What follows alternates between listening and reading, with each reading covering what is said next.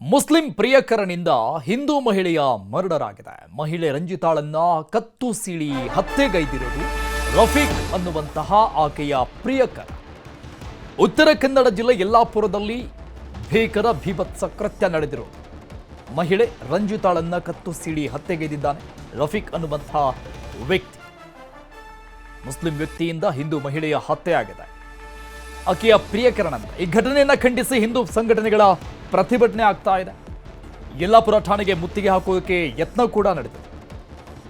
ಇದರ ಜೊತೆಗೆ ನಾಳೆ ಯಲ್ಲಾಪುರ ಬಂದ್ಗೂ ಕೂಡ ಕರೆ ಕೊಟ್ಟು ಆಕ್ರೋಶ ವ್ಯಕ್ತಪಡಿಸಲಾಗ್ತಾ ಇದೆ ಹಿಂದೂ ಸಂಘಟನೆಗಳಿಂದ. ನಾಳೆ ಯಲ್ಲಾಪುರ ಬಂದ್ ಮಾಡೋದಕ್ಕೆ ನಿರ್ಧಾರವನ್ನ ಮಾಡಲಾಗಿದೆ.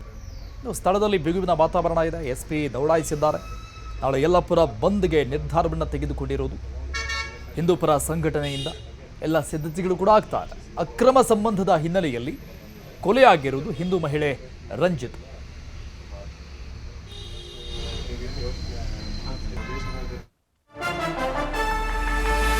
ಯಲ್ಲಾಪುರದಲ್ಲಿ ಹಿಂದೂ ಮಹಿಳೆ ಕೊಲೆ ಪ್ರಕರಣಕ್ಕೆ ಸಂಬಂಧಪಟ್ಟಂಗೆ ಕಿಮ್ಸ್ ಶವಾಗಾರಕ್ಕೆ ರಂಜಿತಾಳ ಮೃತದೇಹ ಶಿಫ್ಟ್ ಮಾಡಲಾಗಿದೆ. ರಂಜಿತಾ ಶವವನ್ನ ಕಂಡು ಸಹೋದರ ವೀರಭದ್ರ ಕಣ್ಣೀರು ಹಾಕ್ತಾ ಇದ್ದಾರೆ.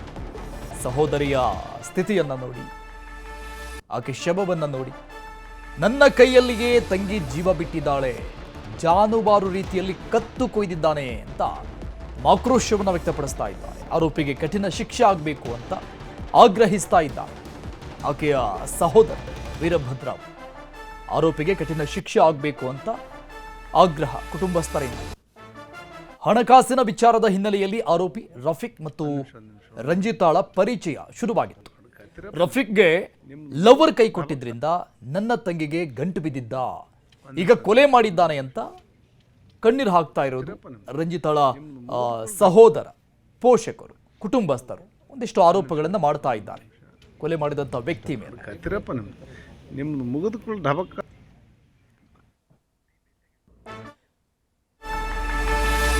ಯಲ್ಲಾಪುರದಲ್ಲಿ ಹಿಂದೂ ಮಹಿಳೆ ಕೊಲೆ ಪ್ರಕರಣಕ್ಕೆ ಸಂಬಂಧಪಟ್ಟಂಗೆ ಶ್ರೀರಾಮ ಸೇನೆ ಸಂಸ್ಥಾಪಕ ಮುತಾಲಿಕ್ ಖಂಡನೆ ವ್ಯಕ್ತಪಡಿಸಿದ್ದಾರೆ. ಹಿಂದೂ ಯುವತಿಯ ಅಮಾನುಷ್ಯ ಕೊಲೆಯಾಗದೆ ಅಂತ ಘಟನೆಯನ್ನ ಖಂಡಿಸಿದ್ದಾರೆ. ಹಿಂದೂ ಮುಖಂಡ ಪ್ರಮೋದ್ ಮುತಾಲಿಕ್ ಅಮಾನುಷ್ಯ ಕೊಲೆಯಾಗಿದೆ ಹಿಂದೂ ಮಹಿಳೆಯದ್ದು ಅಂತ. ಇಲ್ಲಿಯವರೆಗೂ ರಂಜಿತಾ ಕೊಲೆಗಾರನ ಬಂಧನ ಆಗಿಲ್ಲ. ಈ ಆರೋಪಿಯನ್ನ ಬಂಧನ ಮಾಡುವವರೆಗೂ ಕೂಡ ಶವ ಸಂಸ್ಕಾರವನ್ನ ಮಾಡಬಾರದು ಅಂತ ಹೇಳಿದ್ದಾರೆ. ಹುಬ್ಬಳ್ಳಿಯಲ್ಲಿ ಪ್ರಮೋದ್ ಮುತಾಲಿಕ್ ಅವರ ಮಾತಿದು, ಅವರ ಆಗ್ರಹ. ಯಲ್ಲಾಪುರದಲ್ಲಿ ನಡೆದಂತಹ ಘಟನೆಗೆ ಆಕ್ರೋಶ ವ್ಯಕ್ತವಾಗ್ತಾ ಇರೋದು ಹಿಂದೂ ಮುಖಂಡ ಶ್ರೀರಾಮ ಸೇನೆ ಸಂಸ್ಥಾಪಕ ಪ್ರಮೋದ್ ಮುತಾಲಿಕ್ ಅವರು. ಆರೋಪಿ ಮುಸ್ಲಿಂ ಆದಾಗ ಹಿಂದೆಟ್ ಹಾಕಬಾರದು, ಅರೆಸ್ಟ್ ಮಾಡೋಕೆ ಆತನ ಮನೆಯವರನ್ನ ಬಂಧಿಸಿ ತನಿಖೆ ಮಾಡಬೇಕು ಅಂತ ಆಗ್ರಹ ವ್ಯಕ್ತಪಡಿಸಿದ್ದಾರೆ.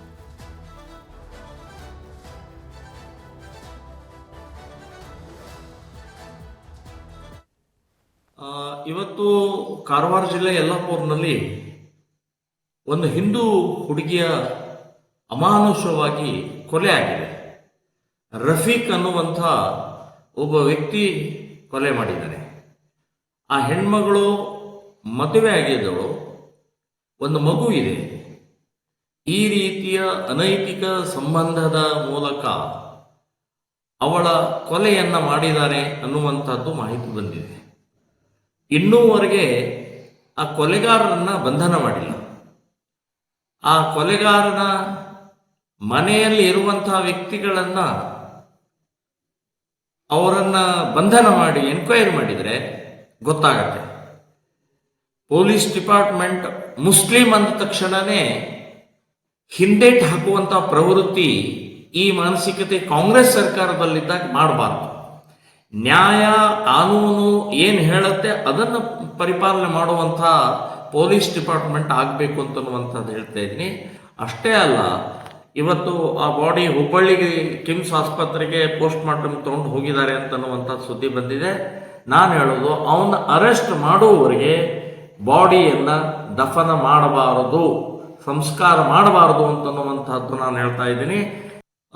ಇವತ್ತು ಕಾರವಾರ ಡೀಟೇಲ್ಸ್ ಕೊಡ್ತಾರೆ ನಮ್ಮ ಪ್ರತಿನಿಧಿ ಶಿವರಾಮ ಸುಂಡಿ ಲೈವ್ ನಲ್ಲಿ ಜಾಯ್ನ್ ಆಗ್ತಾ ಇದ್ದಾರೆ. ಶಿವರಾಮ ಸುಂಡಿ, ರಂಜಿತಾಳ ಪೋಷಕರು ಅಂದ್ರೆ ಆಕೆಯ ಸಹೋದರ ಒಂದಿಷ್ಟು ಆರೋಪಗಳನ್ನ ಮಾಡ್ತಾ ಇದ್ದಾರೆ. ಹಣದ ವಿಚಾರಕ್ಕೆ ಸಂಬಂಧಪಟ್ಟಂಗೆ ಇಬ್ಬರ ಮಧ್ಯದಲ್ಲಿ ಫ್ರೆಂಡ್ಶಿಪ್ ಸ್ಟಾರ್ಟ್ ಆಗಿತ್ತು. ಆತನಿಗೆ ಹುಡುಗಿ ಕೈ ಕೊಟ್ಟಿದ್ಲು, ಹಾಗಾಗಿ ನನ್ನ ತಂಗಿಗಿತ್ತ ಗಂಟು ಬಿದ್ದಿದ್ದ ಅಂತ. ಬಟ್ ಆಕ್ಯುರೇಟ್ ಆಗಿ ಏನು ಗೊತ್ತಾಗ್ತಾ ಇದೆ ಈ ಪ್ರಕರಣದ ಹಿನ್ನೆಲೆ ಅಂದರೆ ಇವರಿಬ್ಬರ ಮಧ್ಯದಲ್ಲಿ ಲವ್ ಏನಾದರೂ ಇತ್ತ, ಕೊಲೆ ಆಗುವಂಥ ರೇಂಜಿಗೆ ಯಾಕೆ ಹೋಯಿತು ಅನ್ನೋದು ಪ್ರಶ್ನೆ.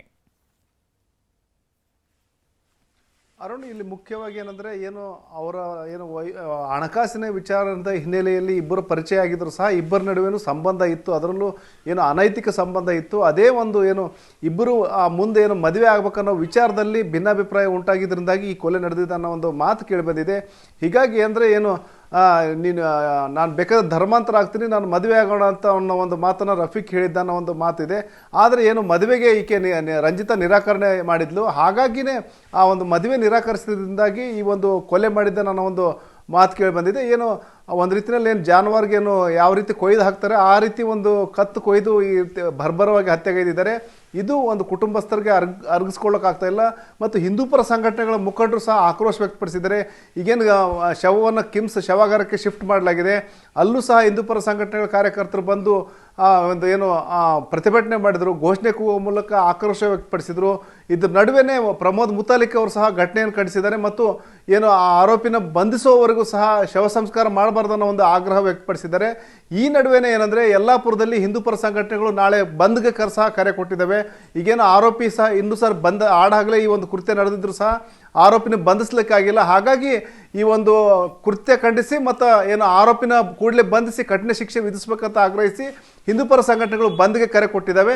ಈಗ ಸದ್ಯ ಕಿಮ್ಸ್ ಶವಾಗಾರದಲ್ಲಿ ರಂಜಿತಾಳ ಶವ ಇದೆ ಮತ್ತು ಪೊಲೀಸ್ ಆಯುಕ್ತ ಎನ್ ಶಶಿಕುಮಾರ್ ಮೊದಲಾದ ಹಿರಿಯ ಅಧಿಕಾರಿಗಳು ಸಹ ಈ ಒಂದು ಕಿಮ್ಸ್ಗೆ ಶವಾಗಾರಕ್ಕೆ ಭೇಟಿ ಕೊಟ್ಟು ಒಂದು ಶವದ ಪರಿಶೀಲನೆ ಮಾಡಿದ್ದಾರೆ. ಒಟ್ಟಾರೆ ರಂಜಿತಾಳ ಕೊಲೆ ಆಕ್ರೋಶಕ್ಕೆ ಕಾರಣವಾಗಿದೆ ಅಂತ ಹೇಳ್ಬೋದು ಅರುಣ್. ಓಕೆ, ಶಿವರಾಮ್ ಮಸುಂಡಿ, ಇದು ಹಿಂದೂ ಯುವತಿಯ ಮರ್ಡರ್, ಮುಸ್ಲಿಂ ಯುವಕ ಮಾಡಿರೋದು ಅಂದ ತಕ್ಷಣ ಬೇರೆ ಬೇರೆ ಆಯಾಮಗಳನ್ನು ಸಹಜವಾಗಿ ಪಡೆದುಕೊಳ್ಳುತ್ತೆ ಮತ್ತು ಮತ್ತೊಂದಿಷ್ಟು ಅನುಮಾನಗಳಿಗೆ ಕಾರಣ ಆಗುತ್ತೆ. ಈ ರಫೀಕ್ ಅನ್ನುವಂಥ ವ್ಯಕ್ತಿಯ ಬ್ಯಾಕ್ಗ್ರೌಂಡ್ ಏನು ಗೊತ್ತಾಗ್ತಾ ಇದೆ, ಹಿನ್ನೆಲೆ ಏನು? ರಫೀಕ್ ಅಲ್ಲೇ ಆ ಒಂದು ಯಲ್ಲಾಪುರ ನಿವಾಸಿಯಾಗಿದ್ದ ಮತ್ತು ಅವನು ಇನ್ನೊಬ್ಬ ಹುಡುಗಿನ ಲವ್ ಮಾಡ್ತಾ ಇದ್ದ. ಈಗೇನು ರಂಜಿತಾ ಯಾವುದೋ ಒಂದು ಸೊಸೈಟಿನಲ್ಲಿ ಹಣಕಾಸಿನ ಸೊಸೈಟಿನಲ್ಲಿ ಸಂಸ್ಥೆಯಲ್ಲಿ ಕೆಲಸ ಮಾಡ್ತಾ ಇದ್ಲು. ಆಕೆಗೇನೋ ತನ್ನ ಲವರ್ಗೇನೋ ಸಾಲ ಕೊಡಿಸಿದಂಥ ಸಂದರ್ಭದಲ್ಲಿ ಆಕೆ ಸಾಲ ತೀರಿಸದೆ ಮತ್ತು ಜೊತೆಗೆ ಇವನಿಗೆ ಕೈ ಕೊಟ್ಟೋಗಿದ್ಲು ರಫೀಕ್ಗೆ. ಹಾಗಾಗಿನೇ ಇವರಿಬ್ಬರು ಸಂಪರ್ಕ ಬರುತ್ತೆ ಮತ್ತು ಆಕೆ ಕೈ ಕೊಟ್ಟಿದ್ದರಿಂದಾಗಿ ಆ ಒಂದು ರಂಜಿತಾಳನ್ನ ಪ್ರೀತಿ ಮಾಡ್ಲಿಕ್ಕೆ ಸ್ಟಾರ್ಟ್ ಮಾಡ್ತಾನೆ. ಅಲ್ಲಿ ಸಣ್ಣ ಪುಟ್ಟ ಕೆಲಸ ಮಾಡ್ಕೊಂಡು ಜೀವನ ಮಾಡ್ತಾ ಇದ್ದವನು ರಫೀಕ್ ಅನ್ನೋನು. ಆದರೆ ಈಗೇನು ಈ ಒಂದು ಆರಂಭದಲ್ಲೇನು ಹಣಕಾಸಿನ ವಿಚಾರಕ್ಕೆ ಬೆಳೆದಂಥ ಸಲಿಗೆ ಅದು ಮುಂದೆ ಬೇರೆ ರೀತಿಯ ಸ್ವರೂಪ ಪಡೆದುಕೊಳ್ಳುತ್ತೆ ಮತ್ತು ಮದುವೆ ಆಗುವ ಹಂತಕ್ಕೂ ಸಹ ಹೋಗುತ್ತೆ. ಅಂದರೆ ಈಗ ಆಲ್ರೆಡಿ ಈಕೆಗೆ ಮದುವೆ ಆಗಿತ್ತು ಮತ್ತು ಒಂದು ಮಗುನೂ ಇದ್ದ. ಗಂಡ ಇಲ್ಲದೆ ಇರೋದ್ರಿಂದಾಗಿ ನಾನು ನಿನ್ನನ್ನು ಮದುವೆ ಆಗ್ತೀನಿ ಅನ್ನೋ ಒಂದು ಆಗ್ರಹ ಮಾಡ್ತಾ ಇದ್ದ. ಆದರೆ ಇದು ಮದುವೆಗೆ ನಿರಾಕರಣೆ ಮಾಡಿದ ಹಿನ್ನೆಲೆಯಲ್ಲಿ ಈ ಒಂದು ಕೃತ್ಯ ನಡೆದಿದೆ ಅಂತ ಹೇಳ್ಬೋದು ಅರುಣ್. Thank you Shivaram, ಡೀಟೇಲ್ಸ್ಗೆ.